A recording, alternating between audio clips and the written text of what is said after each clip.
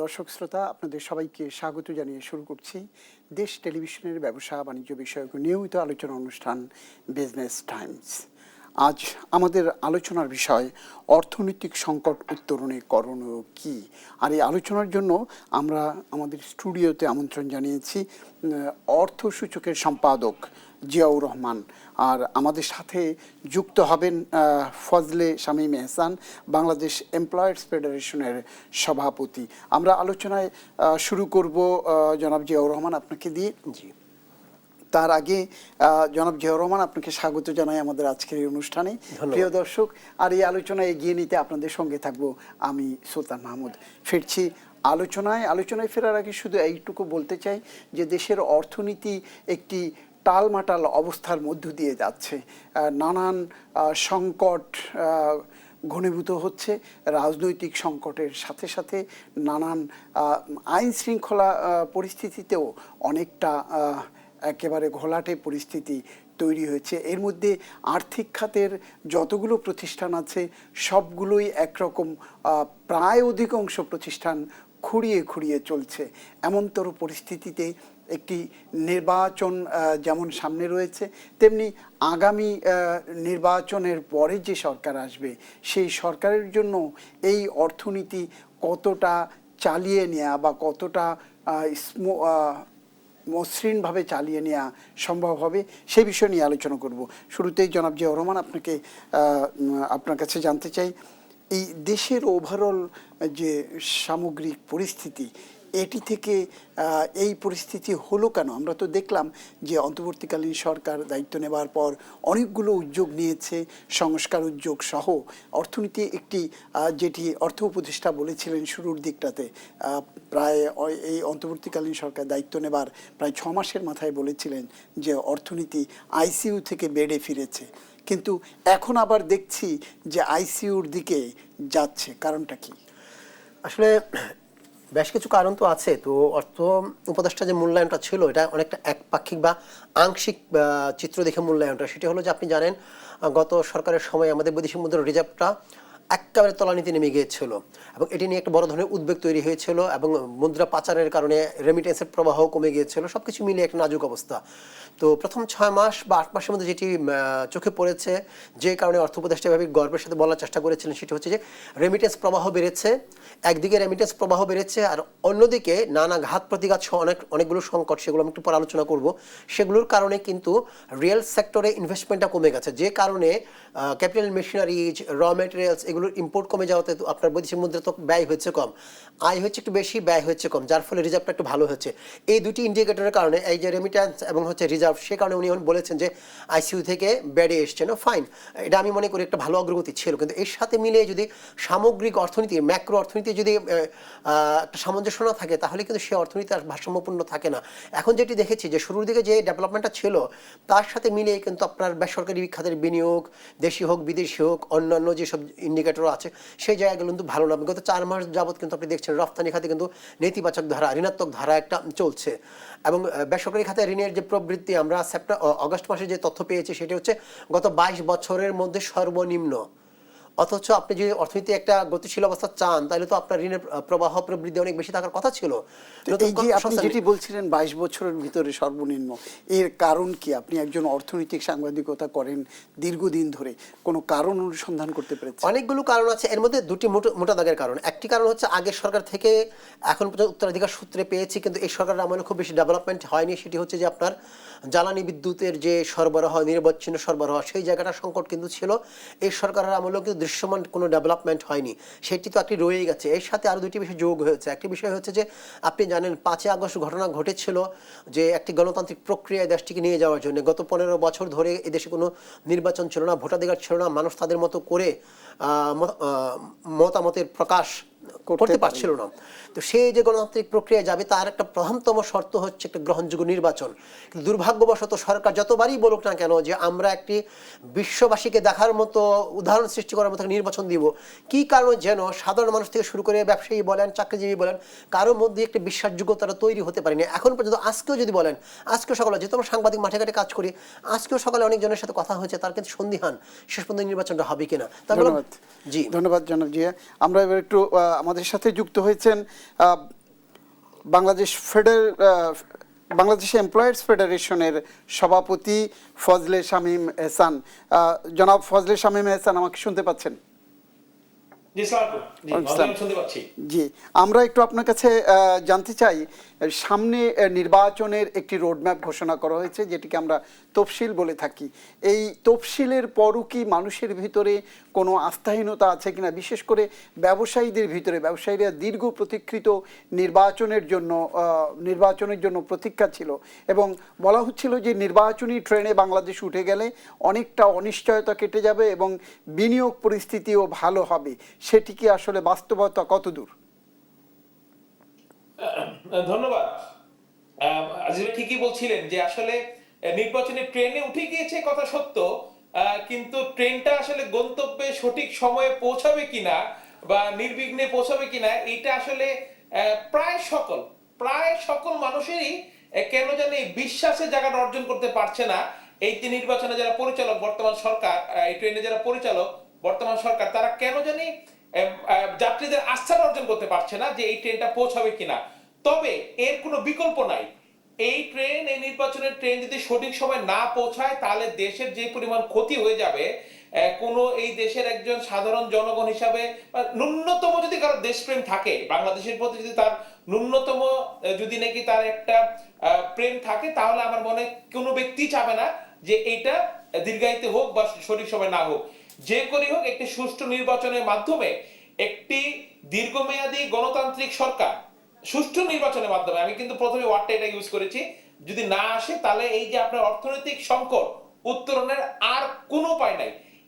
এবং অর্থনীতি ছাড়া দেশ বাঁচবে না, এটা আপনারা দুইজনই অর্থনৈতিক সাংবাদিকতার অনেক সিনিয়র মানুষ আমার থেকে, আপনারা দুইজনই ভালো করে জানেন যে বর্তমান বিশ্বে অর্থনীতি আসলে দেশটাকে পরিচালনা করে। আগের মতো তো আর ওই যুদ্ধ করে কি আমি আর অন্য দেশ থেকে সম্পদ নিয়ে আসতে পারবো না।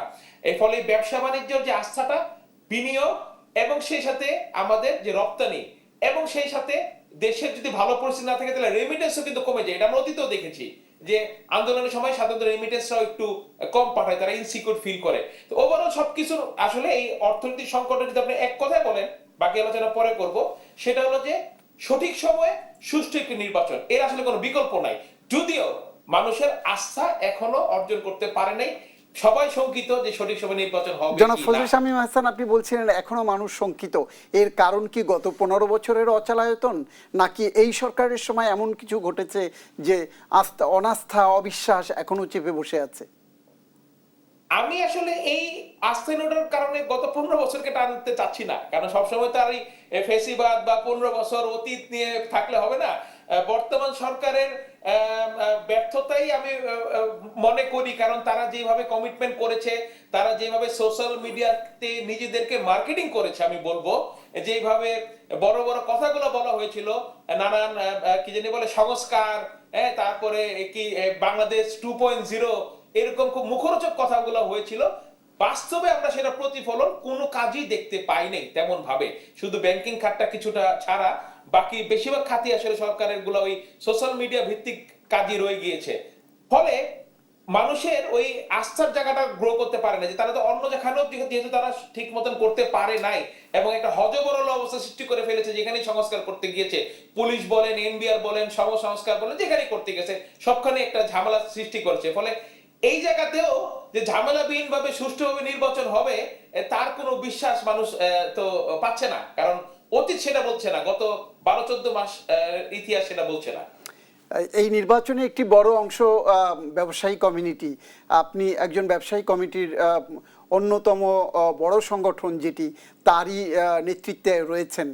ব্যবসায়ী কমিউনিটি এই সরকারের নির্বাচন সুষ্ঠু, সুন্দর, গ্রহণযোগ্য করবার ক্ষেত্রে তাদের কি চিন্তা রয়েছে? তারা কতটা অবদান রাখতে চাইছে এক্ষেত্রে?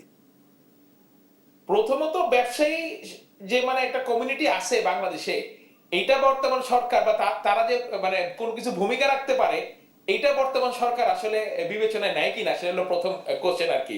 তারপর যদি তারা নেয় যে হ্যাঁ আমাদের ভূমিকা রাখার সুযোগ আছে, আমরা সর্বোচ্চ দিয়ে ভূমিকা রাখবো, কারণ আমাদের নিজেদের জন্য, দেশের জন্য, এবং আপনি যদি আরো ছোট লেভেলে চিন্তা করেন আমার ব্যক্তি স্বার্থে, কারণ আমার ব্যবসা এত বেশি ক্ষতিগ্রস্ত হচ্ছে যে এই একটা সুষ্ঠু নির্বাচন হওয়া ছাড়া তো আমার আর কোনো গতি নেই বাঁচার, এর থেকে উত্তরণের আর কোনো উপায় নেই। ফলে আমি আমার নিজের স্বার্থে বলেন, আমার কমিউনিটির স্বার্থে বলেন, দেশের স্বার্থে বলেন, যেভাবেই বলেন না কেন, আমরা সর্বোচ্চটা দিয়ে অবশ্যই চেষ্টা করবো যে করি হোক যেন একটা নির্বাচন সুষ্ঠুভাবে হয়।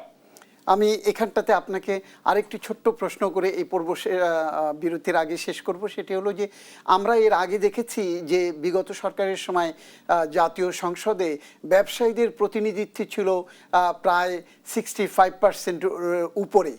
এবারের যে নির্বাচনী ডামাডোল বাজছে বা মনোনয়ন যেগুলো দেয়া হয়েছে, সেখানে ব্যবসায়ীদের অংশগ্রহণ কতটা বলে আপনারা মনে করছেন? মহোদয়, আমি যদি অন্যভাবে আপনাকে কোশ্চেনটা করি যে দেশের জনগণের প্রতিনিধিত্ব থাকবে সংসদে, তারপরে যদি দেখেন যে দেশের কত শতাংশ মানুষ যারা নাকি ভূমিকা রাখতে পারে, শিক্ষিত বা সংসদে আইন প্রণয়নে ভূমিকা রাখতে পারে, তার কত শতাংশ মানুষ আইনজীবী, কত শতাংশ মানুষ ব্যবসায়ী, কত শতাংশ মানুষ ধরেন যারা নির্বাচন করার ক্ষমতা রাখে, সাংবাদিক, হ্যাঁ, বা ডাক্তার। তো যেই যেই সংখ্যাটা বেশি হবে তাদের প্রতিনিধিত্ব বেশি হবে। ব্যবসায়ী বলতে কিন্তু শুধু একজন শিল্পপতি না, ব্যবসায়ী বলতে যিনি একজন মুদির দোকানের ব্যবসা করেন উনি একজন ব্যবসায়ী।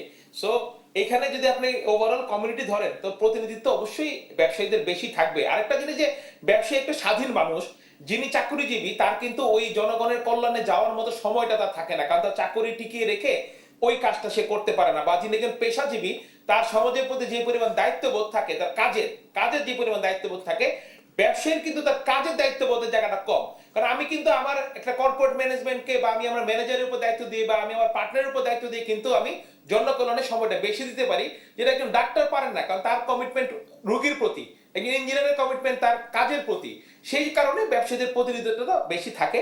ফলে এটা আসলে পার্সেন্টেজের ব্যাপার না, আমরা চাই সৎ এবং যোগ্য লোক। যে একজন ব্যবসায়ী না থাকে আমাদের কোনো সমস্যা নাই, কারণ ব্যবসায়ী আমি দেখেছি অতীতে আমাদের ব্যবসায়ী প্রতিনিধি যখন মন্ত্রী হন তখন উনি আমাদেরকে চিনেন না, উপদেষ্টা হওয়ার পরে উনি আর আমাদের স্বার্থটা দেখেন না। স্বাভাবিক, নাও দেখতে পারেন, অসুবিধা নেই। এই জন্য আমার প্রতিনিধি যাওয়া মানে যে সবসময় আমার পক্ষে থাকবেন সেটা না, বা আমার জন্য ভালো করবেন তা না। কিন্তু একজন যোগ্য লোক এবং সৎ লোক যদি যান, তিনি দেশের ভালো করা মানে আমার ভালো হবে। ফলে আমরা সেটা চাচ্ছি, শতাংশ নিয়ে আমাদের কোনো মাথা ব্যথা নেই। ধন্যবাদ জনাব ফজলে শামীম হাসান। আমরা আবার ফিরবো আপনার সাথে আলোচনায়। প্রিয় দর্শক শ্রোতা, নিচ্ছে একটি বিজ্ঞাপন বিরতি। বিরতির পর ফিরবো আবার আমাদের অতিথিদের সঙ্গে নিয়ে। সে পর্যন্ত আমাদের সাথেই থাকুন।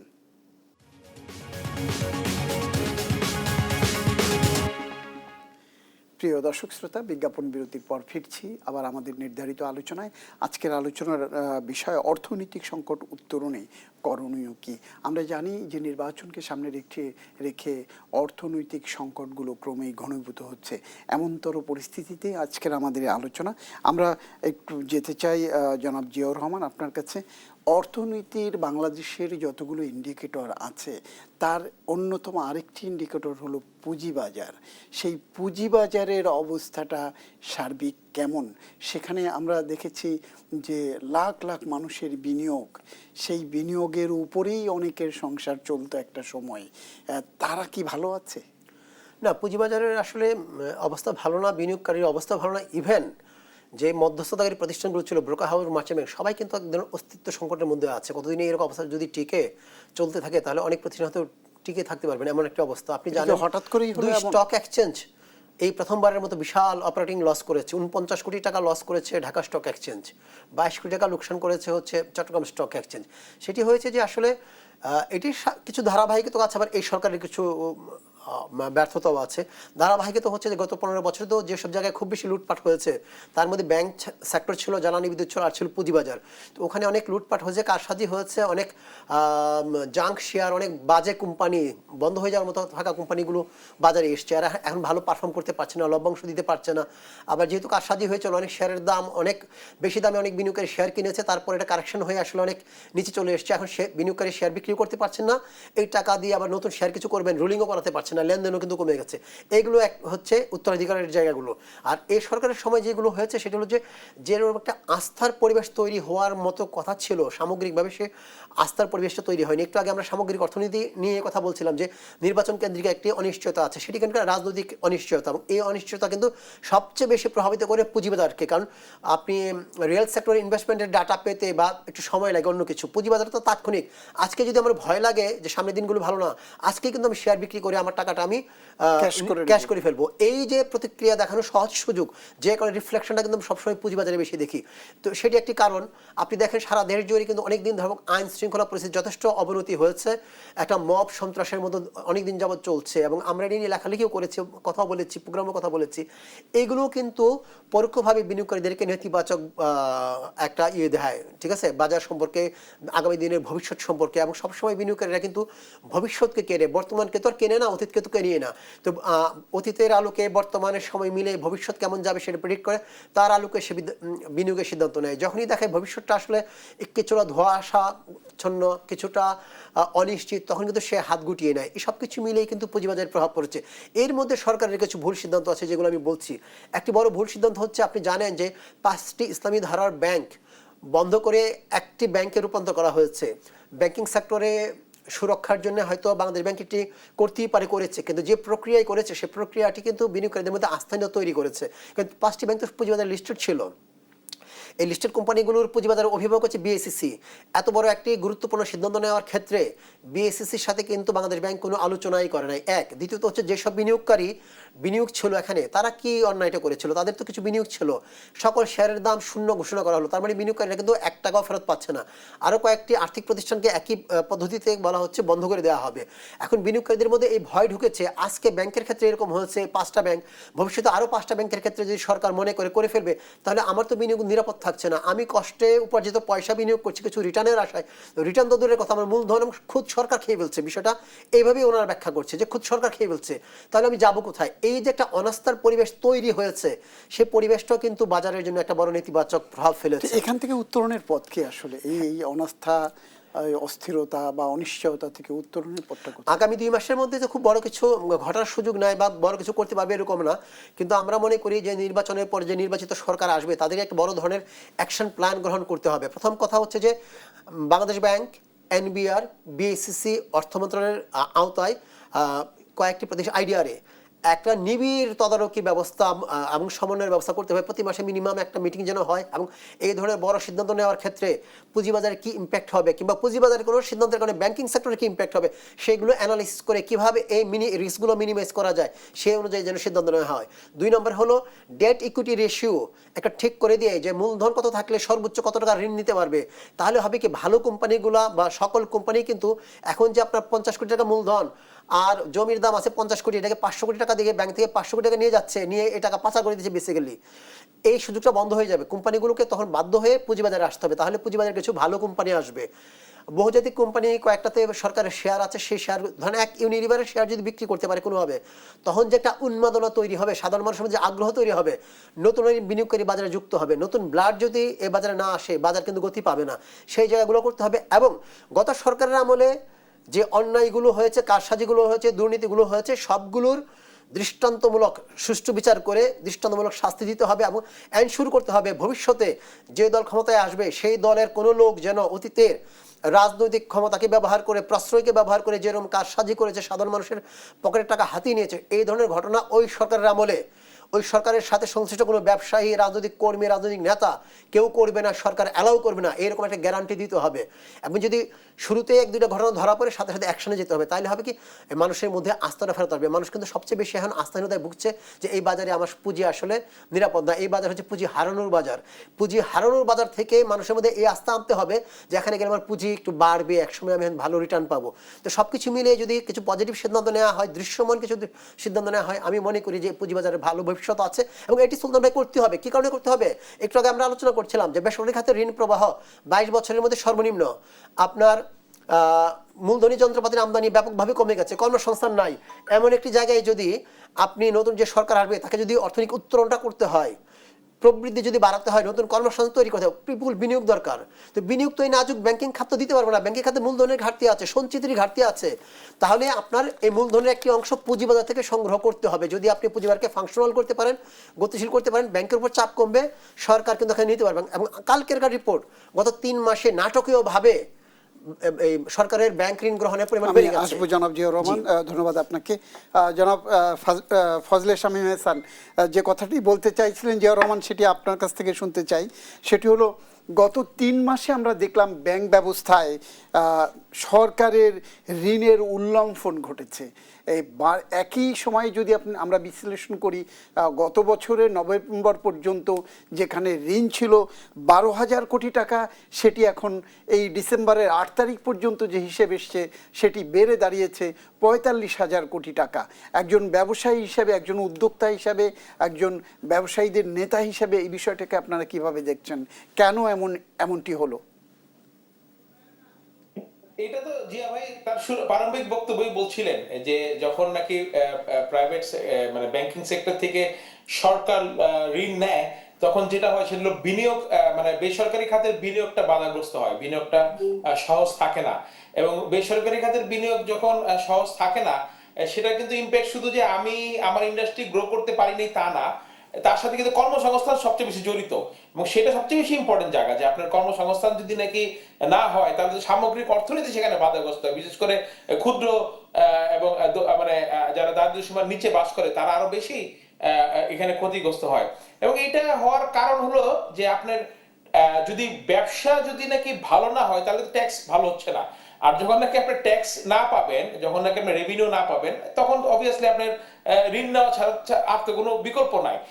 এর সাথে যেটা যোগ হয়েছে যে আমাদের যে রেভিনিউ এক্সপেন্স যেটা আমরা বলি, সেটা দিনে দিনে অনেক বেশি বেড়ে যাচ্ছে। মানে আগে যদি আগের দিনে জমিদারি প্রধান মতো থাকতো তাহলে তো জমিদারে মানে ইয়ে হয়ে যেত, যে আগের দিনে জমিদাররা ওই কি জানি বলে যে ব্যাংকারপ্সির মতো, মানে তারা নিজেদেরকে দেউলিয়া ঘোষণা করতো অনেক জমিদার। আমাদের সরকারের অবস্থা কিন্তু ওইরকম, যে জমিদারি খাজনা তুলতে যে পরিমাণ লোক আমরা নিয়োগ করছি এবং ওই চৌকিদার যা ছিল আমাদের জমিদারিতে, এদের খরচের থেকে আমার খাজনা থেকে এদের খরচ বেশি। তা আমি টিকবো কতদিন? আর আপনি যদি দেখেন যে অ্যাকচুয়াল রেভিনিউ যদি আপনি বাংলাদেশে দেখেন, ঋণ বাজেটে ঋণ টিন গুলো বাদ দেন, তার সমান হলো আমার এই মানে আমার এক্সপেন্স, সরকারের পরিচালনায় খরচ। এইভাবে তো একটা একটা কখনোই চলতে পারে না। তো অবভিয়াসলি তখন আপনার এই ঋণ বাড়তে থাকবে। যদিও আপনি যদি দেখেন গত 4 মাস না 5 মাসের কিন্তু আবার এই সরকারের ব্যাংকের থেকে ঋণ নেওয়াটা কমেছে। এটা একটা ভালো দিক। এর কারণ হলো আবার ওই যে উন্নয়ন হচ্ছে না, মানে যেটা জিয়া ভাই বলছিলেন যে আমাদের কিন্তু এখন ওই যে যে মানে যে রাস্তাঘাট বানানোর উন্নয়ন বলেন বা আমাদের যে উন্নয়নমূলক বাজেট, সেটাতে আবার খরচ হচ্ছে না। ফলে ওইখান থেকে আবার আবার সরকার একটু বেটার পজিশনে আছে। না, এটি আপনি যেটি বলছেন হয়তো এটি গত অর্থ বছরের শেষের 6 মাসের কথা বলছেন। আমরা দেখছি যে অক্টোবর থেকে নভেম্বর ডিসেম্বর এখন এসে এই সরকারের ঋণের পরিমাণটা ব্যাপকভাবে বেড়ে গেছে। কারণটা কি? এইটা অনেক কথা বলা যায় না, হয়তো অ্যাডজাস্টমেন্টের ব্যাপার থাকে। নির্বাচনকালীন সময়ে অনেকের উন্নয়ন কিছুটা তার এলাকাতে যে চলে যখন যাচ্ছি সরকার থেকে, তাহলে আমার এলাকাতে একটু উন্নয়ন করে যাই, স্বাভাবিক। এটা আপনি খুব বেশি ইয়ে দিকে না। বাট যেটা নাকি আসল কথা সেটা হলো যে সক্ষমতা সামর্থ্য অনুযায়ী আপনার ঋণটা নিতে হবে, এবং এই ঋণ নেওয়ার ক্ষেত্রে এমন কোনো কাজ করা যাবে না যাতে অর্থনীতির যে মূল চালিকা শক্তি, যে বেসরকারি খাতে যে বিনিয়োগ এবং সেই বিনিয়োগের যে প্রবাহ, সেই ফ্লোটা যেন বাধাগ্রস্ত না হয়। আপনি দেখেন 14% ইন্টারেস্ট রেট। কারণটা কি? তার কারণটা হলো যে সরকারের যে এই ঋণ নেওয়ার কারণে তো ব্যাংকগুলার এখন ফান্ডগুলোকে তারা ইউটিলাইজ করতে পারতেছে, মানে তারা এই হাই রেটে লেন্ডিং করতে পারতেছে। যদি সরকার এগুলো না নিত তাহলে তো ইন্টারেস্ট রেট 9% কমে আসতো, আমরা বিনিয়োগ বাড়াইতাম, আমাদের রপ্তানি বাড়তো, আমাদের লোকাল প্রোডাকশন বাড়তো, ইম্পোর্ট কমতো। মানে সবকিছু একটা সামগ্রিক ভাবে কিন্তু জিনিসগুলো, এবং সবচেয়ে বড় যেটা বারো বলে কর্মসংস্থান বাড়তো। কিন্তু এই টোটাল জিনিসগুলো বাধাগ্রস্ত হয় যখন নাকি ব্যাংকগুলা খুব ইজি জায়গাতে, কারণ সরকারকে লোন দেওয়া সবচেয়ে ইজি জায়গা, এটা তো আমরা সবাই স্বীকার করি, বিকজ টাকাটা গ্যারান্টিড টাকা। কিন্তু ফলে সেই কাজটা ব্যাংকগুলা করতেছে। ফলে ওইখানে একটা চেক এন্ড ব্যালেন্স থাকাটা প্রয়োজন। সরকার ঋণ নিবে, অবশ্যই সরকার ঋণ নিবে, কিন্তু সেটা যেন চেক এন্ড ব্যালেন্সের মাধ্যমে থাকে। 14% ইন্টারেস্টের সময় যেন না নেয় আর কি। ধন্যবাদ জনাব ফজলে শামীম এহসান। আমরা আবার ফিরবো আলোচনায়, আবার নিচ্ছে একটি বিজ্ঞাপন বিরতি।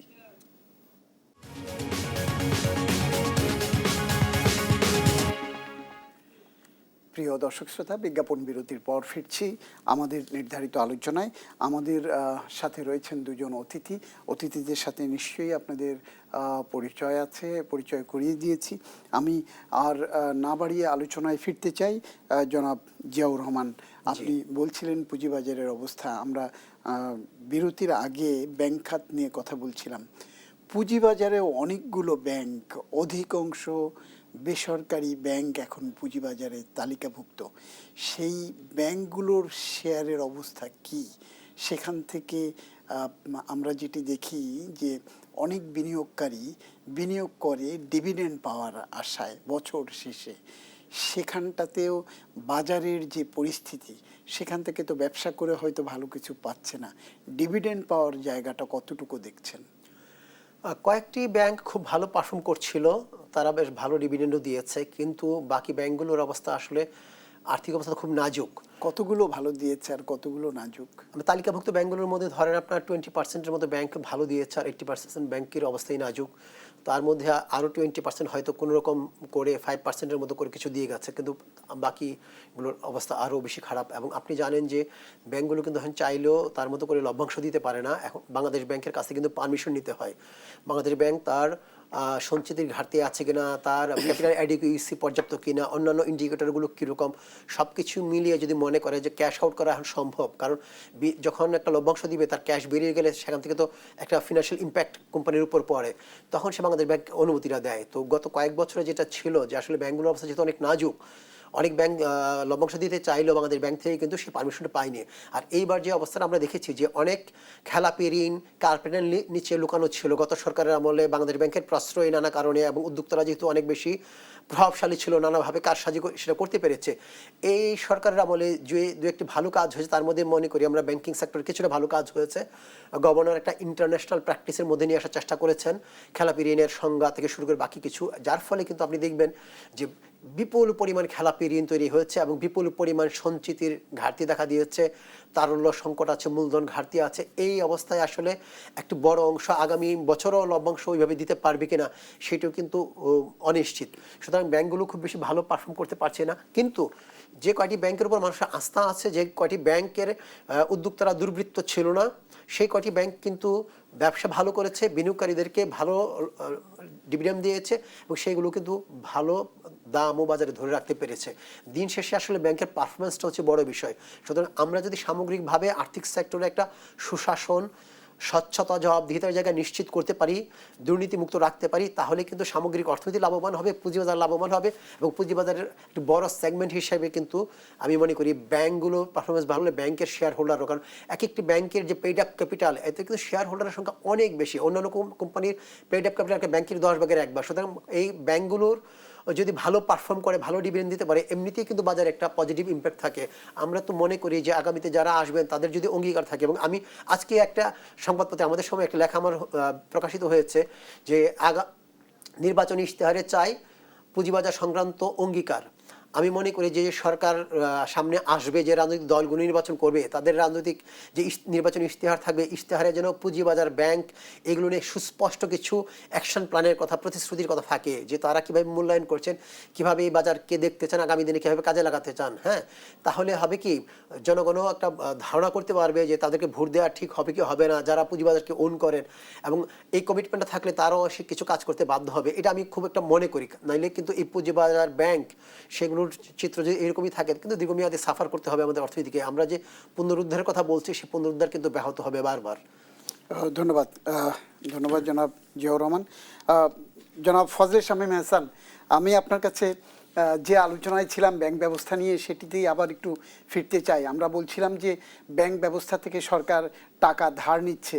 সর্বশেষ একটি প্রতিবেদনে দেখা যাচ্ছে যে দেশের ব্যাংকিং খাতে খেলাপি ঋণের পরিমাণ কমেছে, যেটিকে আমরা অন্তর্বর্তীকালীন সরকার দায়িত্ব নেবার পর কখনো কখনো 42%-এর উপরে ওভারঅল খেলাপি ঋণ ছিল, সেটি 36% নেমে এসেছে, এবং প্রায় 17টি ব্যাংকের খেলাপি ঋণ নেমে এসছে 10%-এরও কম। এই জায়গাটিতে এই যে খেলাপি ঋণ কমলো, এটি কি ব্যবসায়ীরা সরকারকে টাকা, ব্যাংকগুলোকে টাকা দিয়ে দিল সেই কারণে, নাকি অন্য কোনো কারণে হঠাৎ করে খেলাপি ঋণটা কমার কারণটা কি? জনাব ফজলে শামীম।